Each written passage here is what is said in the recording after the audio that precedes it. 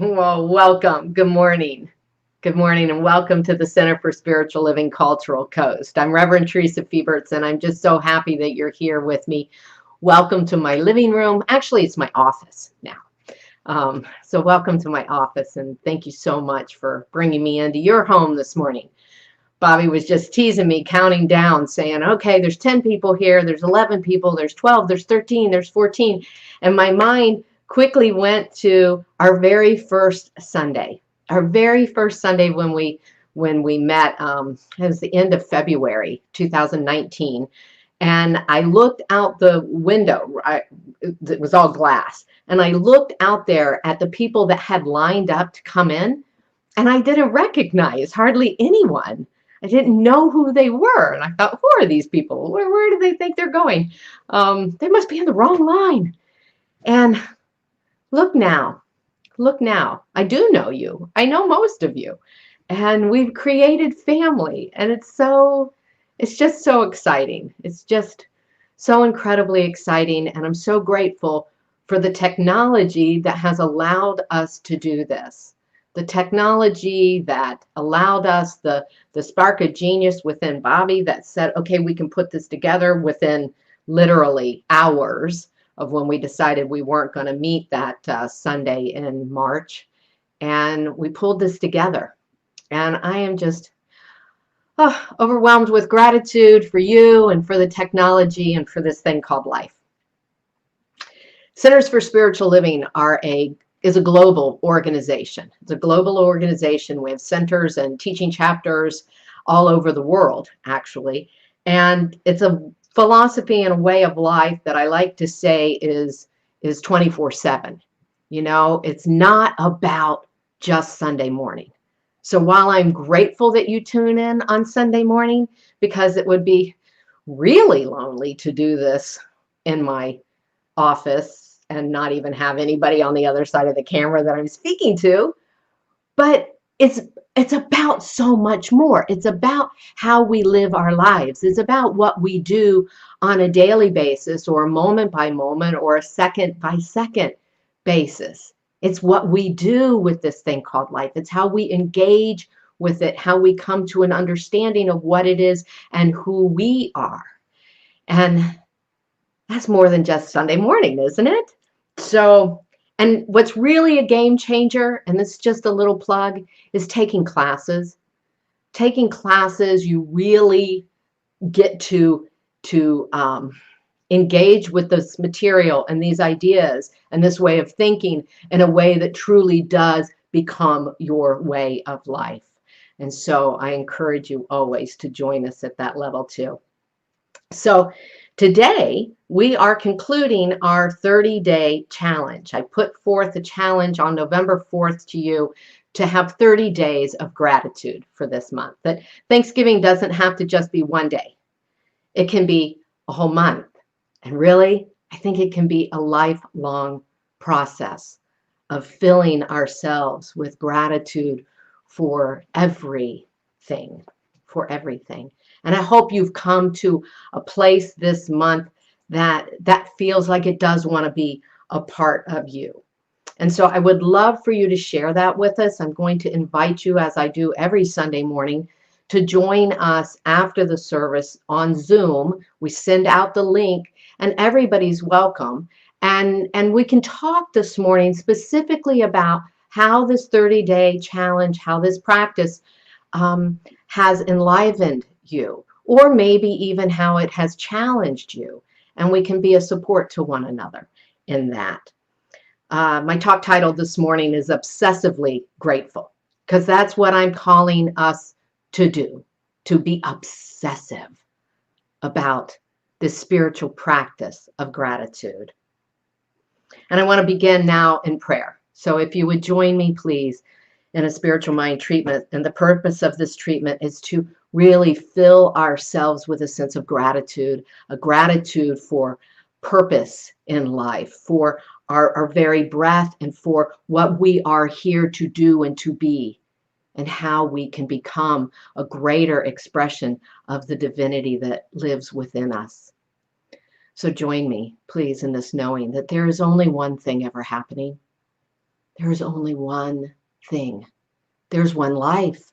There is one energy, one creative intelligence, one power, one presence, one source, one substance of all life.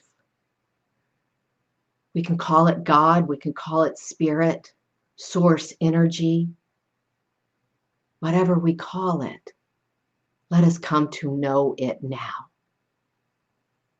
I open my mind to a greater idea in this moment. I open my heart to a greater experience in this moment of what it means to be alive, what it means to be a divine incarnation of the One, what it truly means that there's only one thing ever happening, one thing coming into expression from the invisible, infinite source of all life comes me, comes you, comes each person, everything, every place, every experience, everything comes from the one source, the one power, the one presence that I choose to call God. And in this moment, I am lifted.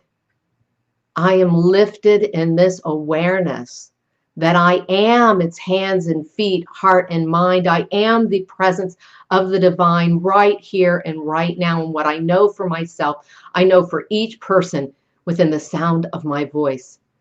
I know for everyone everywhere that this is truth.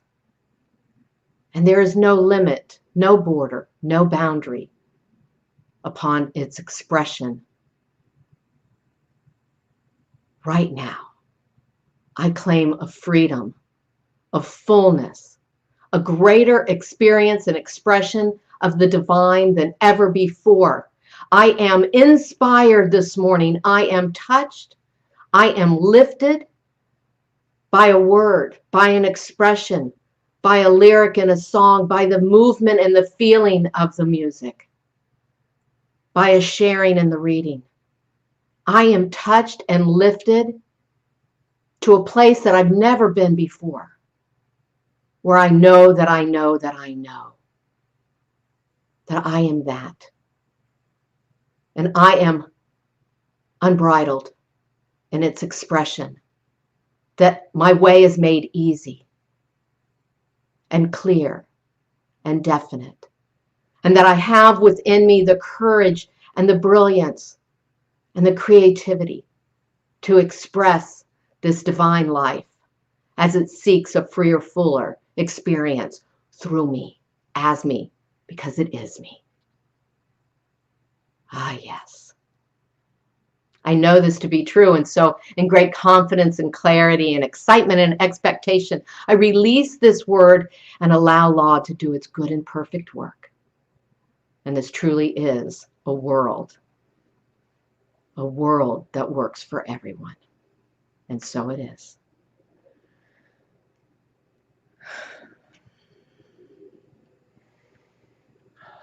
All right. So again, thank you for being here. And it's my pleasure to introduce our musical guest this morning, someone who lives her life unapologetically, authentically, and brilliantly, creatively. And that's Mindy Simmons.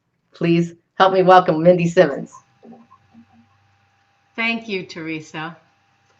This is a Carrie Newcomer song, and your line is, there is room at the table for everyone.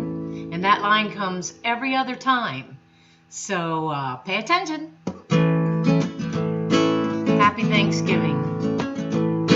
Let our hearts not be hardened to those living in the margins. There is room at the table for everyone.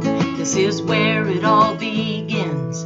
This is how we gather in. There is room at the table for everyone. There is room for us all, and no gift is too small. There is room at the table for everyone. There's enough if we share.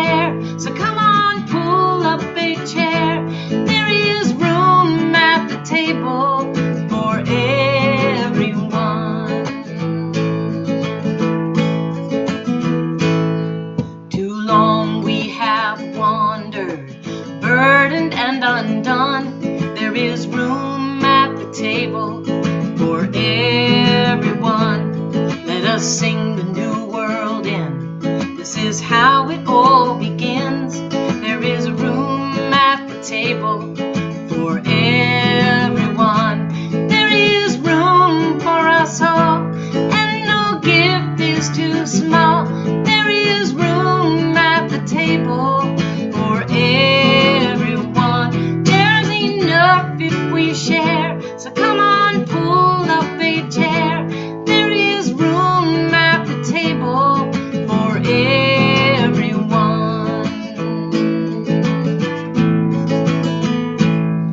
No matter who you are, and no matter where you're from, there is room at the table for everyone.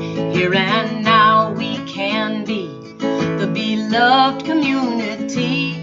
There is room at the table for everyone. There is room for us all, and no gift is too small. There is room at the table for everyone. There's enough if we share. Come on, pull up a chair. There is room at the table for everyone. There's enough if we share. So come on, pull up a chair. There is room at the table for everyone.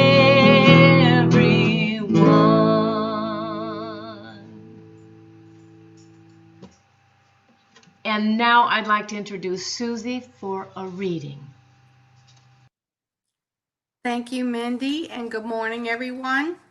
I wanted to do a little commercial first, not for myself, but for Sarah Van Breaknock, who wrote the entire series of Simple Abundance back in the 80s. And it was all about gratitude, and she had a reading every day in this book for things to be grateful for and things to journal about. I highly recommend the Simple Abundance series. There's a quote that I'm going to give you from her book. Deliberately seeking solitude, quality time spent away from friends and family, may seem selfish. It is not. Solitude is necessary for our creative spirits to develop and flourish, just as sleep and food for our bodies to survive. Now, we all know we've had enough solitude, but maybe we should learn to accept it and nurture it. Good things might happen. The reading today is from Ernest Holmes' Creative Mind and Success book, which I really love. Creating Atmosphere. To the student who has realized that all is mind and that everything is governed by law, there comes another thought. It is that he can create, or have created for him from his own thinking. He can create such a strong mental atmosphere of success that its power of attraction will be irresistible. He can send his thought throughout the world and have it bring back to him whatever he wants. He can so fill his place of business with the power of success that it will draw from near and far. Thought will always bring back to us what we send out. First, we must clear our thought of all unbelief. This book is written for those who believe, and to those who do not believe, it will come true in their lives. Without mental clearness on the part of the thinker, there can be no real creative work done. As water will reach its own level, so mind will return to us only what we first believe. We are always getting what we believe, but not always what we want. And now, back to Mindy.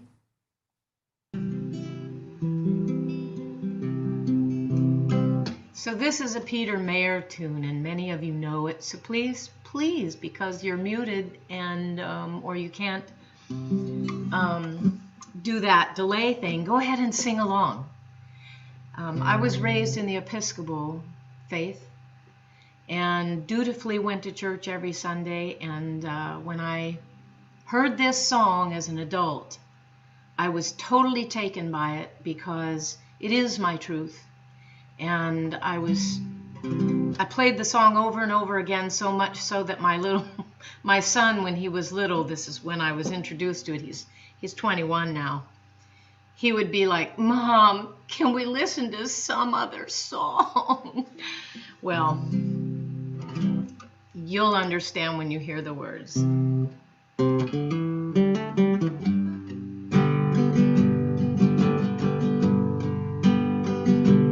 When I was a kid, each week, every Sunday we would go to church, pay attention to the priest as he read the holy word, consecrate the holy bread, and everybody would kneel and bow.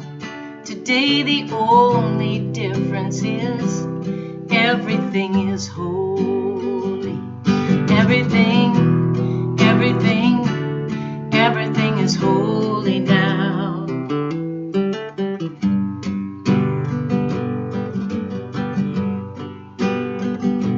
And when I was in Sunday school, we would learn about the time Moses split the sea in two, and Jesus made the water wine. And I remember feeling sad, the miracles don't happen still.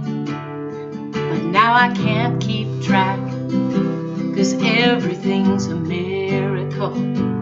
Everything's a miracle. This is my favorite line. Wine from water is not so small, but an even better magic trick is that anything is here at all. So the challenging thing becomes not to look for miracles, but find where there isn't one. When holy water was rare at best, it barely wet my fingertips. Now I have to hold my breath, 'cause I'm swimming in a sea of it. It used to be a world half there, heaven's second-rate hand-me-down. But now I walk with a reverent air, 'cause everything is holy now. Everything is holy now.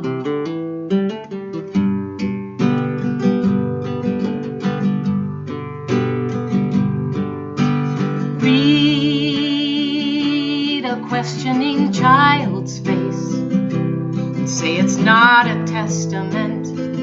That'd be very hard to say. See another new morning come and say it's not a sacrament. I'm telling you it can't be done. This morning outside I stood, I saw a little red-winged bird shining like a burning bush, singing like a scripture verse. Made me want to bow my head. And I remember when church let out, how things have changed since then, 'cause everything is holy now. It used to be a world half there, heaven's second-rate hand-me-down. But now I walk with a reverent air, 'cause everything is holy now.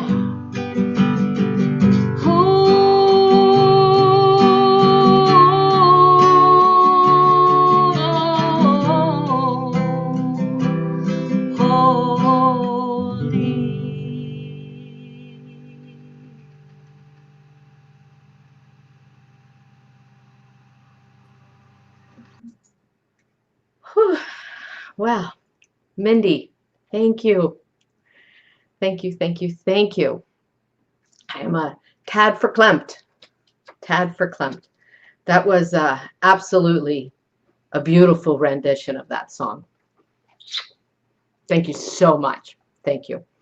And thank you, Susie, for helping to open us up. Yeah. You are one of those miracles.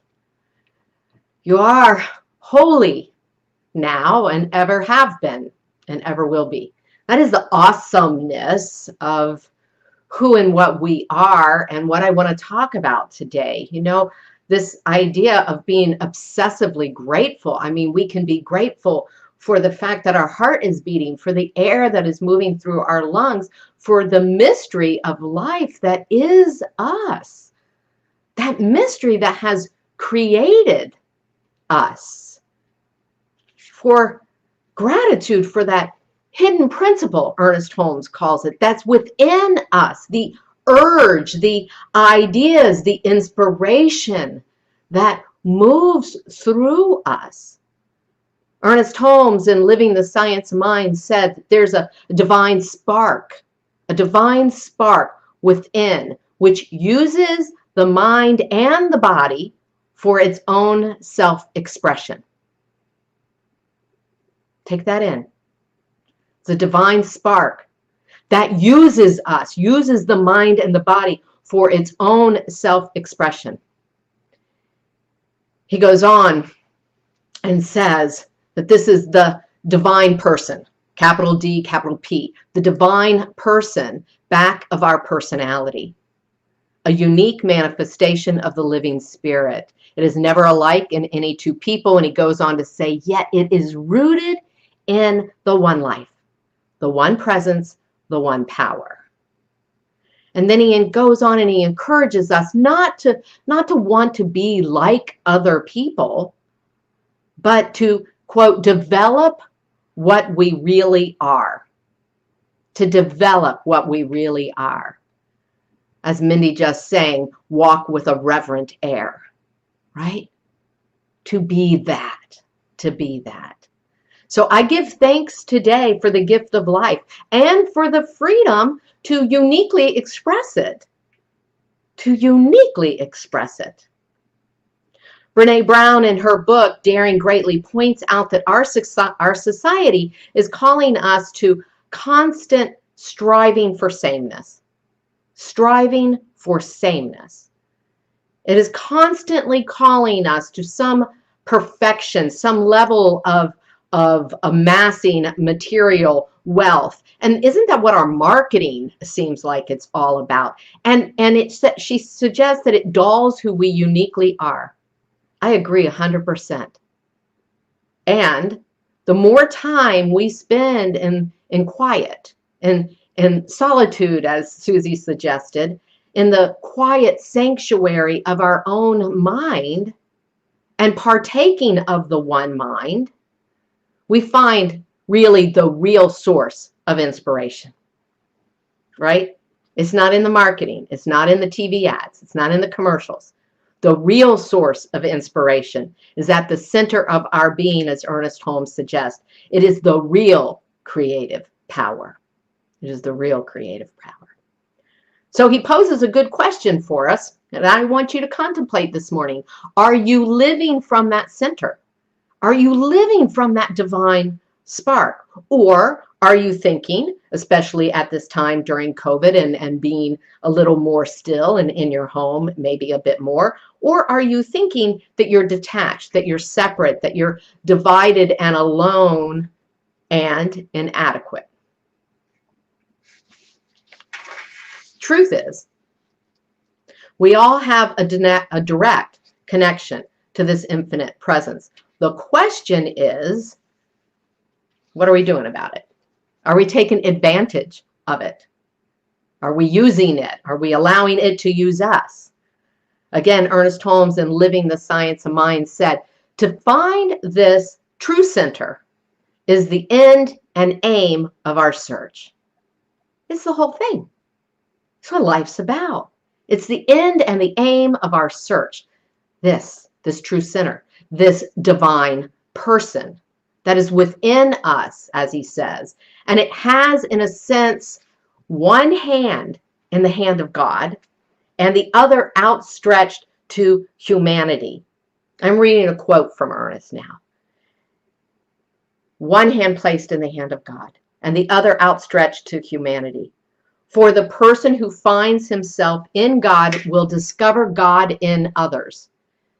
They will see things in a different light than will the ones who think that they are alone.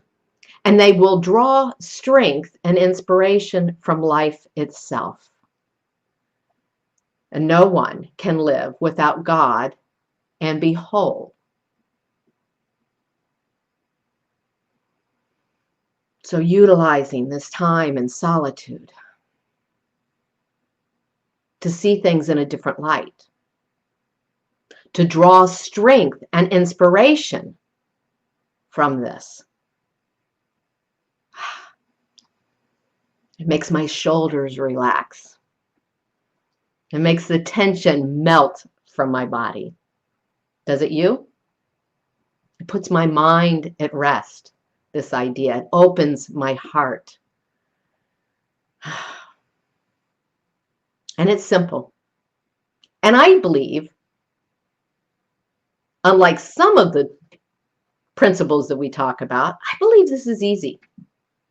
I believe it's simple and it's easy. It just takes practice. It just takes practice. It's a peeling away, not a doing, striving, becoming thing. It's an allowing thing, but it does require discipline. But if you want more peace, if you want more love, if you want more inspiration in your life, if you want to live life more fully, more freely, you need to get to know the divine self with the capital S. You need to get to know the presence within and embrace it.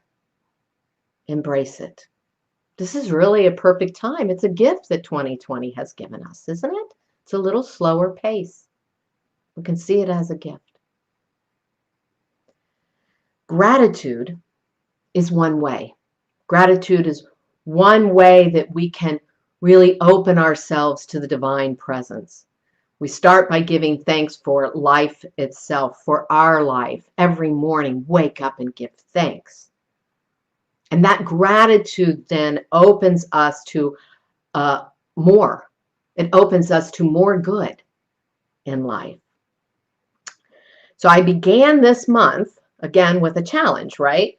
And I've been offering you ideas and spiritual tools, spiritual practices all month long to help you meet this challenge.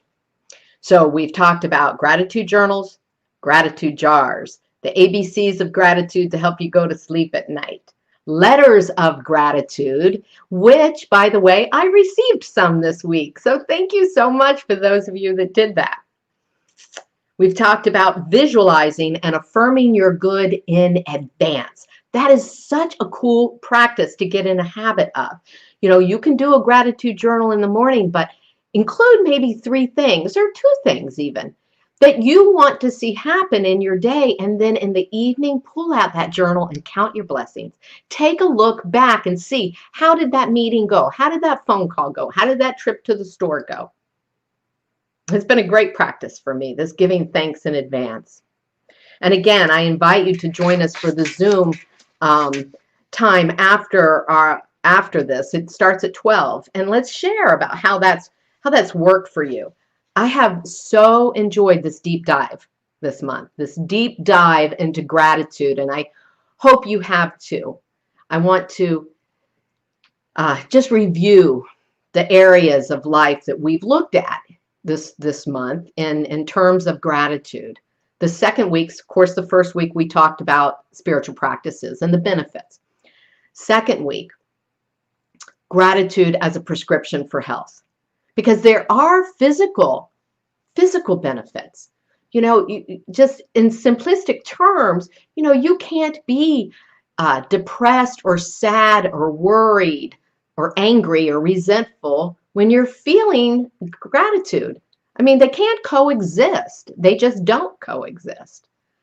And studies have shown that our bodies respond to gratitude. We have lower blood pressure, less aches and pains, more happiness, and an overall sense of well-being. Studies have also shown that people who are grateful in life exercise more. They exercise more. I started swimming this month, and I'm enjoying it very, very much. So we're bike riding and swimming, and that increases our ability to feel gratitude too. So it is a reciprocal universe, and that's where we went on the third week. We talked about relationships and how the universe is of a reciprocal nature. We talked about the law of attraction, and the benefits are that you have improved relationships. And it's just a simple cause and effect. What you give, you receive, right? What you give out, you receive. And just think about it. Aren't you friendlier and more giving and more open with people that are friendly and giving and more open? Like, it's nice to be nice to the nice, as George Burns said. Frank Burns, sorry, as Frank Burns said in MASH. Bobby and I use that phrase all the time. It's nice to be nice to the nice. And how often are we that is what the reciprocal universe is about. And so we're not as easily generous to those that are grumpy and closed-hearted and closed-minded, right? So let us not be that.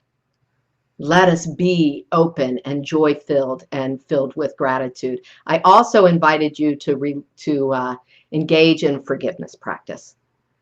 To release old stories, old baggage, because when we let go, we release, we open ourselves to receive more good, which leads us to then last week when we talked about gratitude and prosperity. And we talked about how prosperity is not just money, but it does include money. So we want to be very clear about our awareness of money and what we think about money. And I talked about how I do good with my good. Right? And then I shared with you that every new thought or self-help book I have on prosperity has a chapter on gratitude. It is so key to our wealth and to our healthy expression and to enjoying life freely and fully. So we want to give thanks for everything we have, for everything, instead of counting and bemoaning all the things that we don't yet have in our lives. Let us be grateful and count the blessings of that which we do have. And remember that appreciation appreciates, right? Appreciation appreciates. And this is really Science Mind 101 or Law of Attraction 101. It's about that giving thanks in advance. So today we're talking about creative self-expression and that's how we show up in the world, right? How we show up in the world. What we do with the 86,400 seconds that we are gifted every day. 86,400 seconds of opportunity, We've been gifted this life, right? And we've been gifted talents, desires, passions that are uniquely ours. That's how spirit shows up in the world as us. So I wonder if you have spent time recognizing what your gifts are. I'm going to share with you in a few minutes about Deepak Chopra and what he has to say on that subject of how we can recognize our gifts. But before you put on the brakes and go thinking that I'm going to be laying on a pile of to-do for you, and you're thinking, oh my God, this means that, I have to go out and solve the world's problems. I have to come up with that vaccine for COVID, or at least I have to keep my house clean every single day. Let me put you at ease. It's not about that. It's not about that, and I'm never here to cause you stress. But it's about understanding who we innately are, who we naturally are, what our natural passions and gifts are. Because when we come in contact with that, because that is the divine in us, it is easy to share that. It's easy. Lots of people in our society think that what we're here to do is something about grandeur. It's something about something big and really, important. Or we think, I can't, and so it scares us, you know, it's like, I can't do that. I can't do any of that. I'm not good enough for that or that or that or that, right? Brene Brown in her research has really hit upon this. And she said that people are afraid of living an ordinary life, that we're afraid that our lives are meaningless, that they're too ordinary. You know, what's it mean, really, an ordinary life? Well, let's see what's not a real life. Reality TV. I'm blown away. I don't watch reality TV, and I am blown away at all the different reality TV, and not just on TV. I mean, it's online. There's reality. There's people that Twitter and tweet that aren't really living what it's not real. When we buy into it. And why do we buy into it? And why do we cling to their stories? Because we think ours aren't important. That's sad to me. That's sad to me that we would invest our time in watching and learning about someone else's life instead of learning about our own lives. You know, and we have such an emphasis on glorifying our movie stars and making heroes out of the sports people. And I mean, we just idolize other people in that way.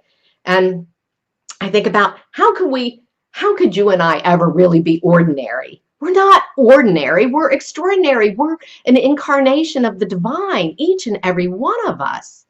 And we have unique gifts, that divine spark within you and me to create our lives. We don't need to watch somebody else's and pay attention to somebody else's.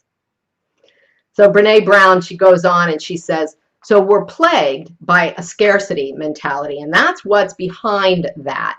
We're plagued by a scarcity mentality of not enoughness. She says that this is the greatest cultural influence of our time. I would agree that it is really powerful and it's very pervasive. But it's not true. But we do it. I want you to fill in the blank here. There's never blank enough. Never enough. Never enough. What is that for you? What is that blank? Never good enough, never perfect enough, thin enough, powerful enough, smart enough, successful enough, never safe enough, never rich enough, never extraordinary enough.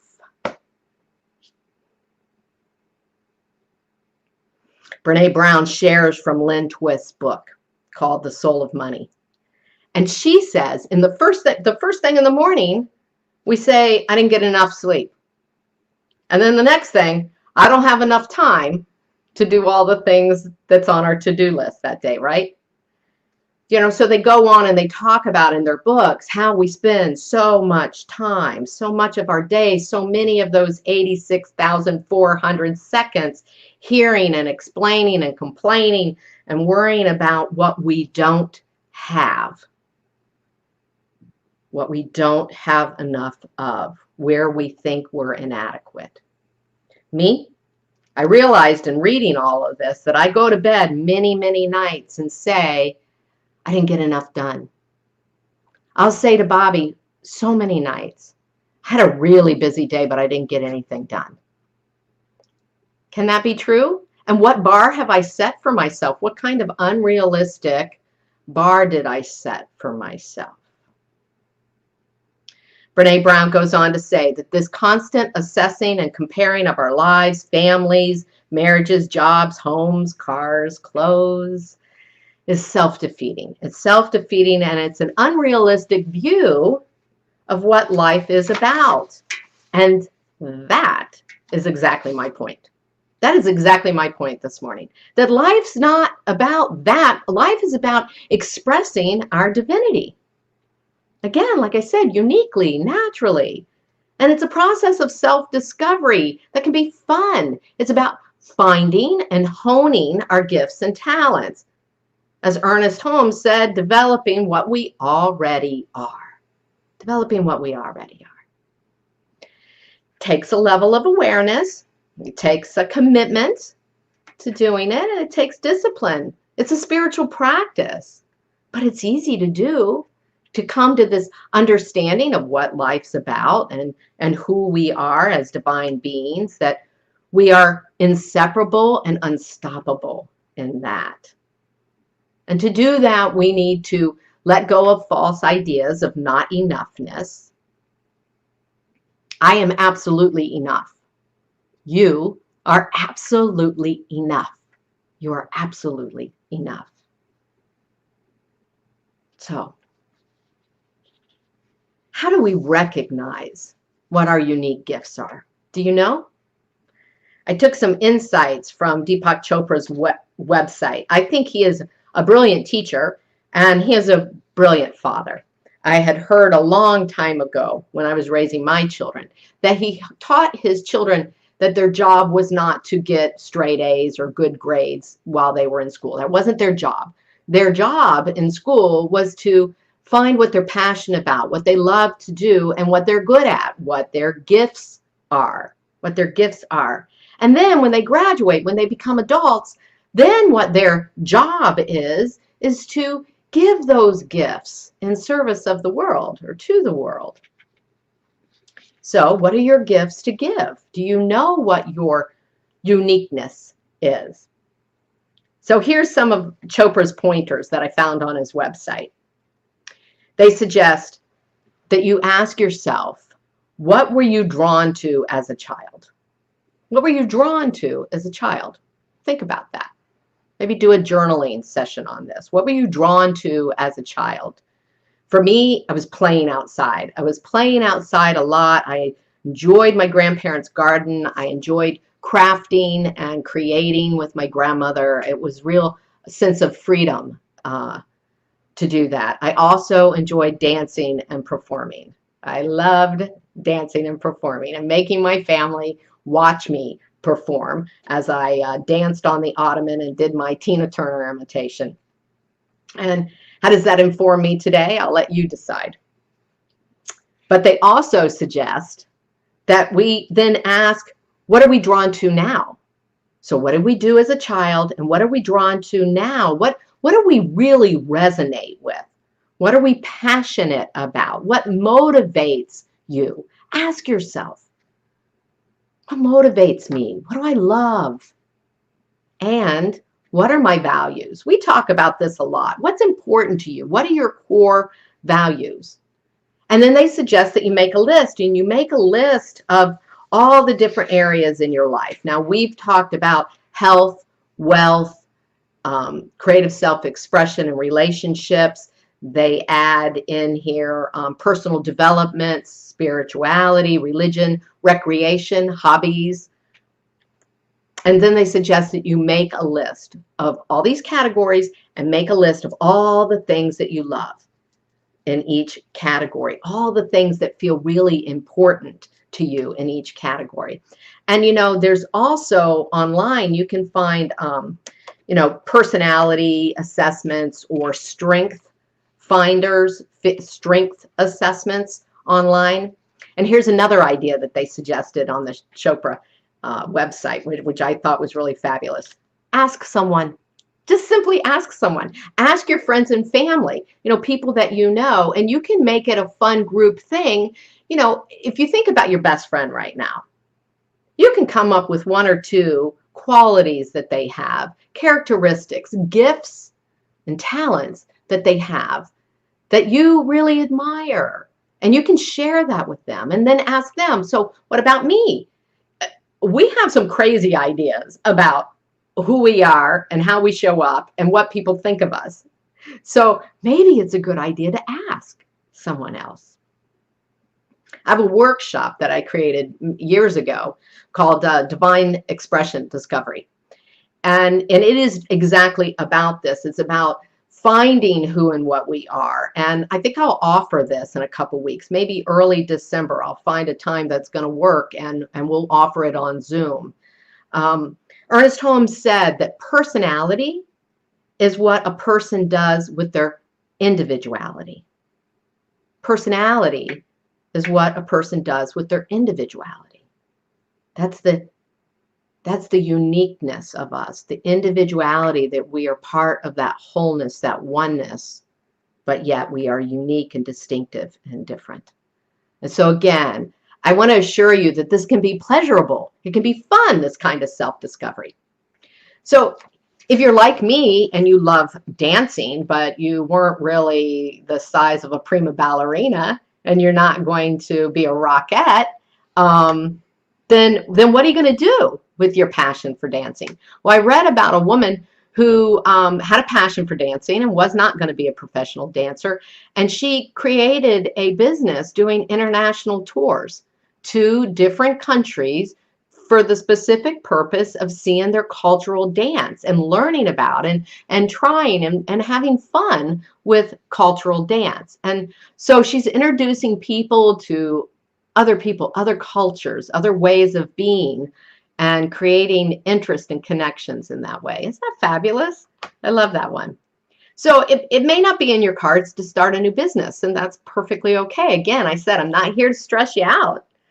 But what about, I'm going to use somebody from our community, because I'm touched every day when I see her post on Facebook, and that's Satya Winkleman, who has a talent for art, right? She has a gifted eye, and she's a gifted photographer.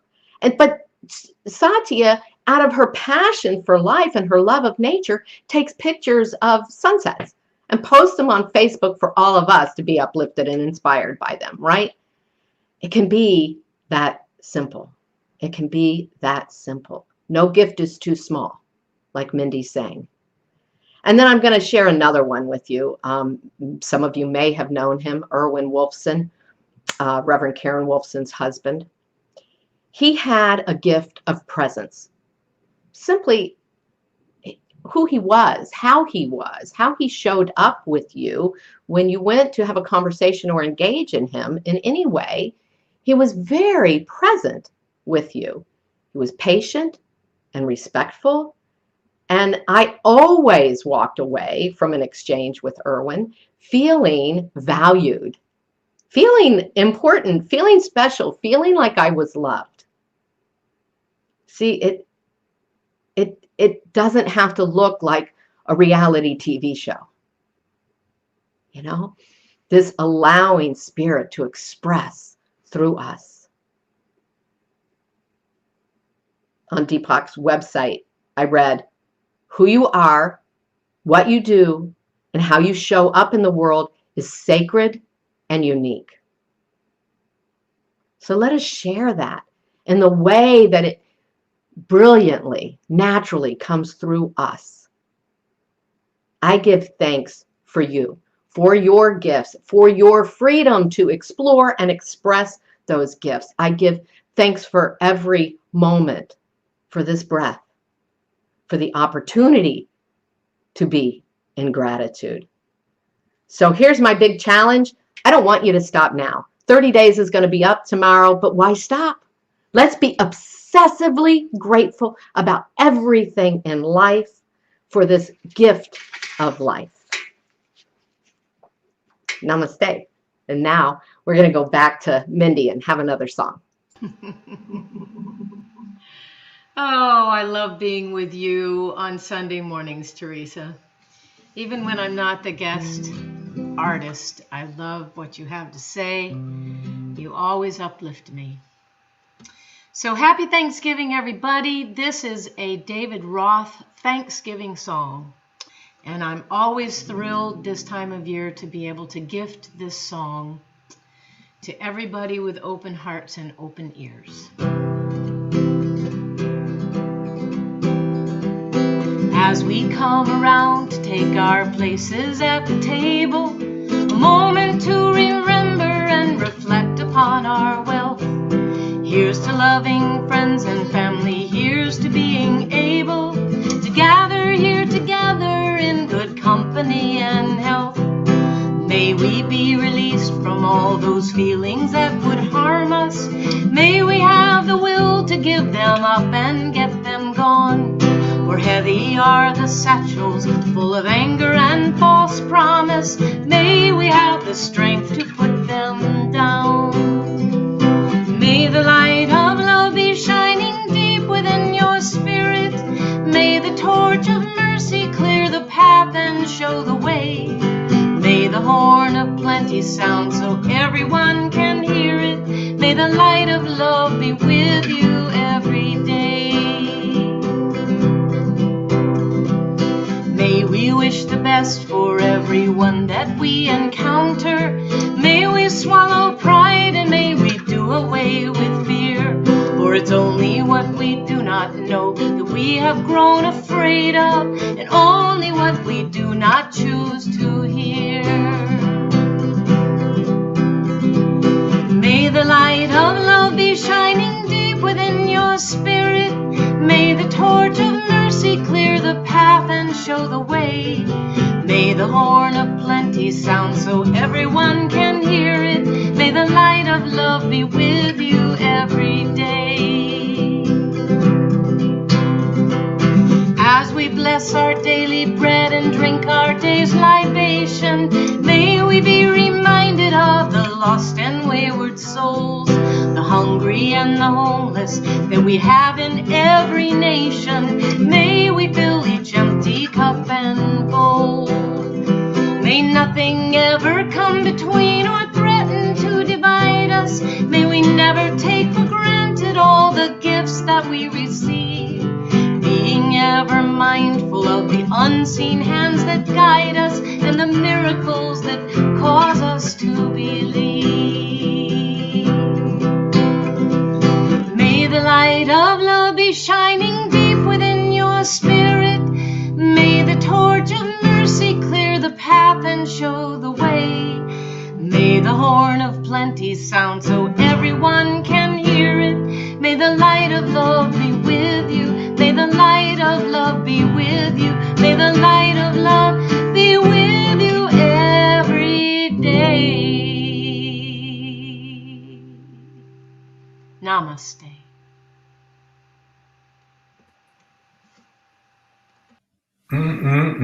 Thank you, Mindy. I just always love to hear Mindy. She always picks such wonderful songs and her voice is beautiful. So here we are, grateful, Thanksgiving weekend. And what better way to express gratitude than through giving? The word of the weekend and the month is Thanksgiving. And as Reverend Theresa told us, we are extraordinary. And I would add that we are also unique and divine, each and every one. And we are enough. You are enough. You have enough. And the best way to demonstrate that we are confident that we have enough is to give from that abundance that is pressed down and overflowing as we open up to receive that enoughness. Because enough isn't just sort of like I'm eking by. Enough says we have all that we need for whatever we need. And when we adopt that belief and knowing in our hearts, then we move forward with the great gratitude that Theresa's been talking about all this month. We can have that gratitude in every moment. So Evan is posting the ways that you can give and support this wonderful center of ours. And I know that as we bless the giver and the gift, that we are creating powerful ministry through these gifts, powerful ministry through Reverend Theresa, through I almost called him Reverend Bobby, as we hit Bobby the practitioner and the musician and all that he does, maybe magician, hearing what Theresa said about the technology, and just knowing that all those that support this ministry are building it greater and greater in every moment, and I am grateful for you all. And now back to Reverend Theresa and Bobby.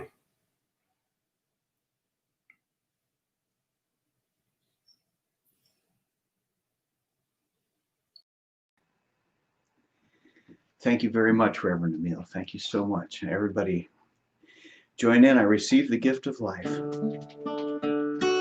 I receive the gift of life and pass it on.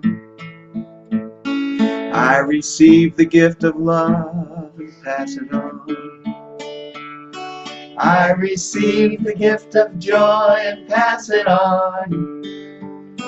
I receive all good and pass it on.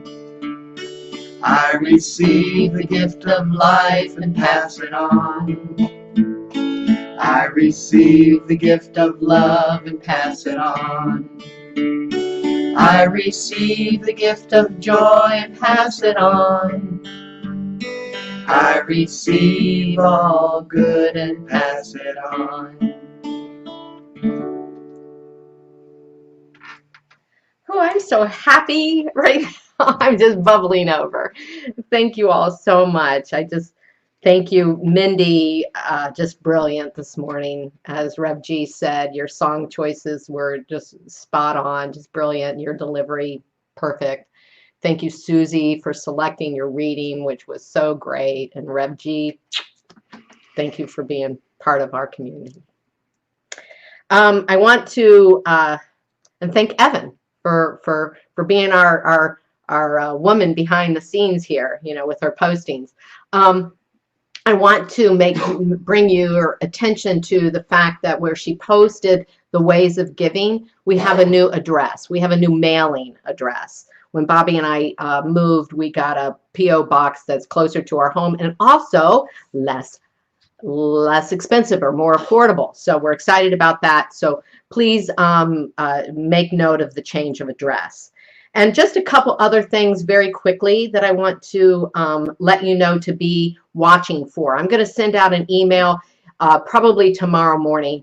And in it is going to have information about Giving Tuesday, which is coming up, which is in support of all the nonprofits, all the 501c3s, that 3Cs that are doing such great work in the world. And of course, we, your beloved community, are one of those. So we will have information out there if you want to join the Giving Tuesday and make a year-end donation to us, contribution.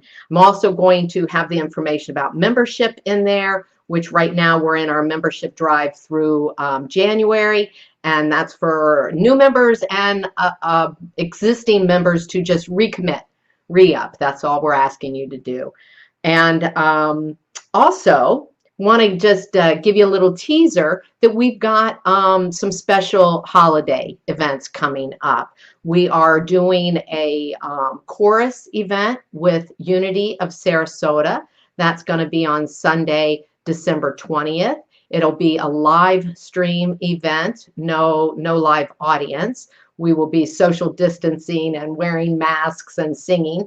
And Robert Stuber and Rob Satori and Bobby are working on that. And we've got volunteers from both communities to sing, and it's going to just be a lovely event. So you'll see more of that soon. And then also I will be doing a Christmas Eve event, and we'll have more coming out about that. Just a special little hello from Bobby and I for you on Christmas Eve. With that, I'm going to get out of the way and let Bobby close us out with our gratitude song of the month. And please, I hope you're singing out loud and clear in your homes. I love you. Thank you so much for being here with us. I love you. Come on up. Oh, I'm going to post the link for the Zoom now. Thanks. See you in a bit. Yeah, join us on the Zoom. And if you'd like prayer for any reason at all, prayer@cslculturalcoast.org. Got an attitude of gratitude.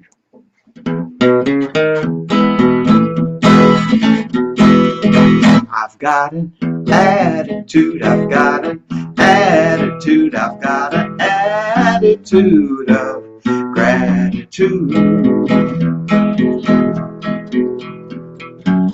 I thank the universe for each new day, whether it's sunny or it's pouring rain. In any situation, time or place, my grateful heart creates a state of grace. Yeah, yeah, yeah. I've got an attitude, I've got an attitude, I've got an attitude of gratitude.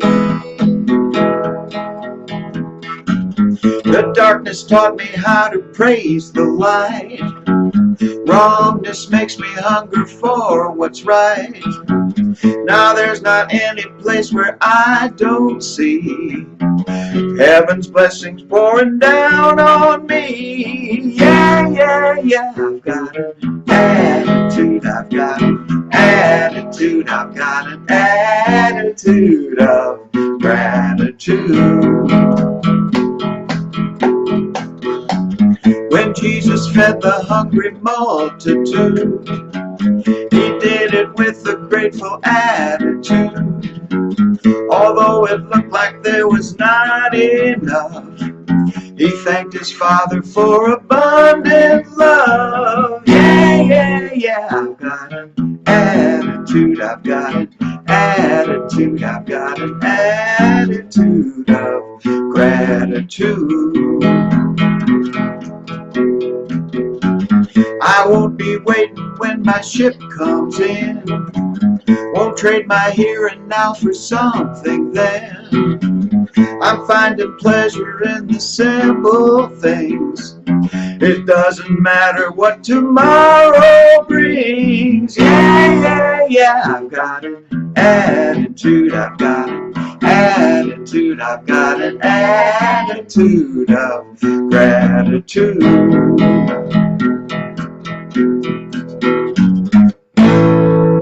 I used to cry for deliverance, send desperate pleas to the heavens, but it wasn't until I gave up and got still I could see all the gifts I'd been given. Yeah, yeah, yeah. I've got an attitude, I've got an attitude, I've got an attitude of gratitude. I've got an attitude, I've got an attitude, I've got an attitude of gratitude.